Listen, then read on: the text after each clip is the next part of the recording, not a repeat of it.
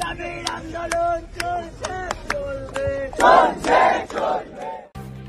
মুখ্যমন্ত্রী মমতা বন্দ্যোপাধ্যায়ের সঙ্গে কালীঘাটে মুখ্যমন্ত্রীর বাসভবনে 16 সেপ্টেম্বর আন্দোলনরত জুনিয়র ডাক্তারদের প্রতিনিধিদের বৈঠকের পর মেডিকেল সার্ভিস সেন্টারের রাজ্য সম্পাদক ডাক্তার বিপ্লব চন্দ্র কী বলেছেন? দীর্ঘ 38 দিন অপেক্ষার পরে আজকে জুনিয়র ডাক্তারদের যে আন্দোলন, সেই আন্দোলন একটা জয়ের মুখ দেখছে। তাদের 5 দফা দাবির মধ্যে বেশ কয়েকটি দাবি আজকে মাননীয় মুখ্যমন্ত্রী মানতে বাধ্য হয়েছেন।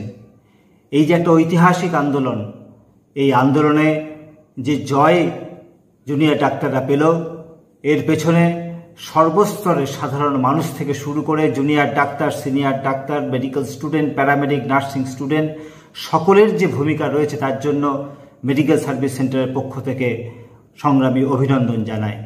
এবং এও বলতে চাই, এখনো পর্যন্ত যে দাবিগুলো এখনো পূরিত হয়নি, সেই অপূরিত দাবিগুলির জন্য আগামী দিনে আন্দোলন জারি রাখতে হবে।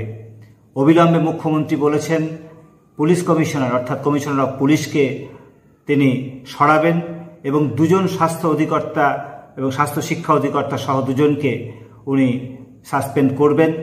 এই যে একটা জয়, এই জয় আন্দোলনের জয়।